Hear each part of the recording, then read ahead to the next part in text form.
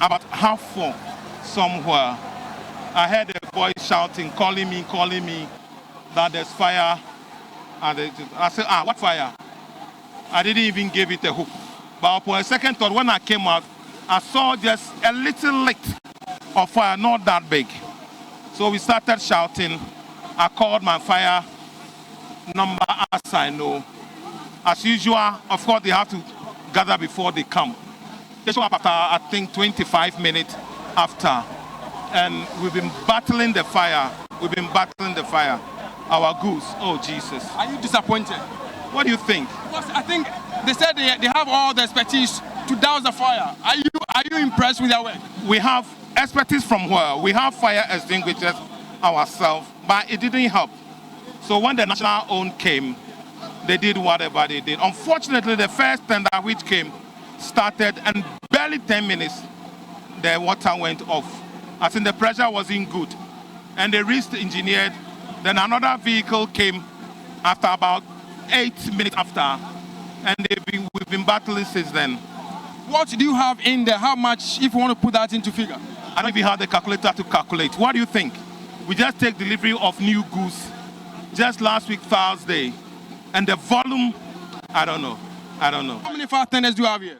So far, we've had about 10 appliances so far. As of now, we have 2 on site. The rest are going to replenish and come back. Many are saying that the fire tenders you brought here don't have water in them. Oh, come on. Look, just if you be fair with us, let your cameraman put the camera on the ground and you see a lot of water over here. So why would they say there's no water fighting? But the fire is still raising. You hear yourself, you got shots of our men fighting fire.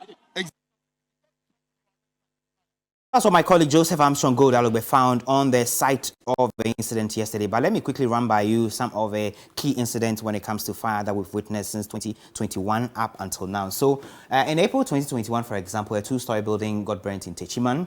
Then on April 20 and then May 31 of the same year, Mankasim market fires in the central region, were reported. In fact, the second of those 2 fires was the most devastating. Now, May 10, 2021, we had reports of a timber market fire in Accra, which destroyed a lot of property.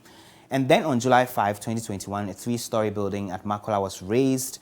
Building was pulled down subsequently. We know compensation was paid to the affected persons as well. In the Ashanti region, there was also a lot of fires, as many as 260 according to reports in the month of January 2022 alone. And then April 18, there was another fire incident which razed some 13 apartments in the Ashanti region.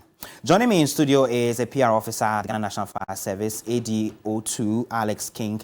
Thank you for joining us. So you have come under a lot of pressure since yesterday when the fire broke at the Opera Square area. Exactly. As we speak now, what's the situation there?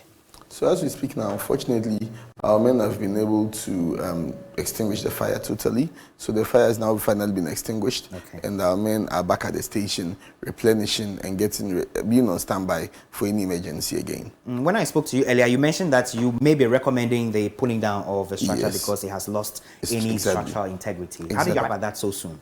Okay, so it was obvious. I'm sure even a layman who's not even a fire officer could even tell that looking at the kind of cracks, most parts of the building had cracks in them, and you could visibly see that they had tried mending these cracks with some cement, which wouldn't be a permanent fix.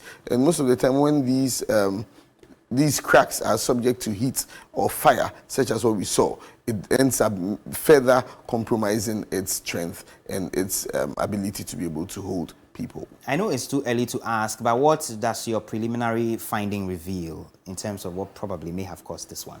Well, for now, I wouldn't want to preempt.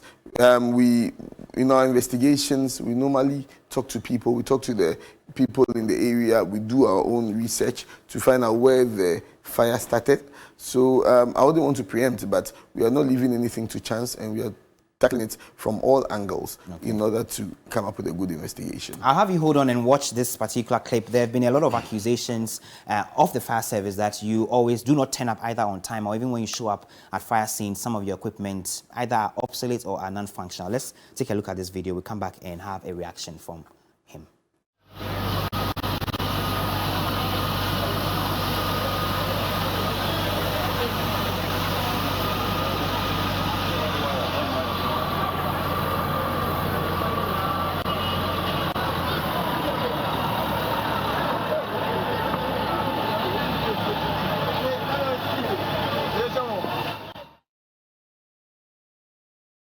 scenes from the accident area yesterday. You saw this. Many have said that you showed up with either obsolete or simply non-functional equipment, as we saw the perforated hose you used there. How do you respond to this? Okay, so I like fairness. I like all angles being covered. This was just one tender.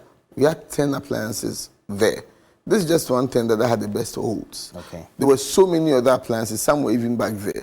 So I feel like to get a fair judgment, we could have again captured those other appliances. This is just one appliance and just one hose that you see. Yeah, but you must explain how this happened. Okay, so most of the time, our hoses are made. Okay, so there are two things that most of the time causes our hose to burst.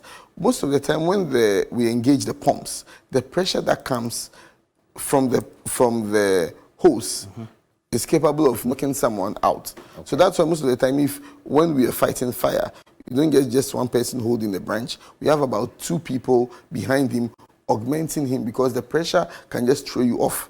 And these pressures end up affecting these hoses. Okay. So they have the capability of destroying the hoses.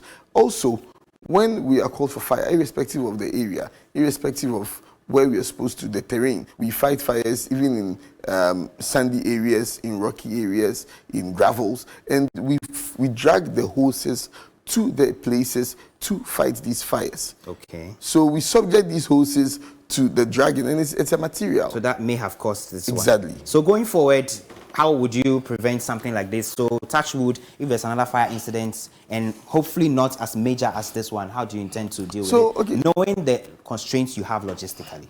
Okay, so as I said, this is just one appliance that we got short of. We have so many, because when you go to our stations, we have hoses that are non-serviceable, okay, or that have holes in them. So even with these ones, I can bet you that they probably got burst at the scene of the fire due to the pressure that was coming out from the through the hose at that time. Okay. Because whenever there's a burst hose at the station, we put them aside. So we have ways of coiling the hoses to let you know that this hose is not functioning. Okay. So we don't take non-functioning hose to the fire scene. Okay. So this could have probably happened on location due to the dragging pressure, or due to the pressure coming out from the Finally, pump. can you assure us that your investigation into this latest incident will be made public, the results that is?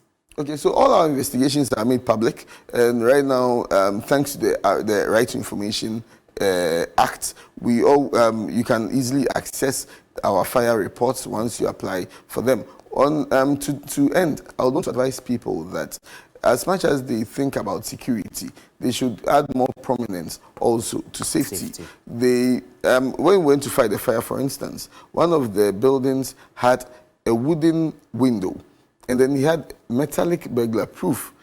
Our men had to break through the wooden window, metallic burglar proof, only to go and meet a concrete, a hard concrete also. So we had to spend so much time trying to hit through the concrete to be able to enter and fight the fire. So you can tell that if there was anyone in, the person would get bent. So the person was thinking so much about security and safety. Okay. If a thief comes to you to steal, he will probably target a few things to steal. He'll probably steal your TV, probably steal your system or something. But the fire wouldn't choose what to steal. Okay. It will take everything away. So when people are agitating for police stations in their area, please, as much as possible, fight for fire stations as well. Yes, because when they accuse us of coming late, it depends on the proximity of the fire station to where the incident is. Okay. So, for instance, at Sotum, for instance, the nearest fire station will probably be Amasaman or Abelemkpe, which is a very long distance. So please, when you're advocating and fighting for security needs, please, as much as possible, fight and advocate for safety needs. Thank you very much. ADO2, Alex King, he is with the PR unit of the Ghana National Fire Service, helping us with that discussion there.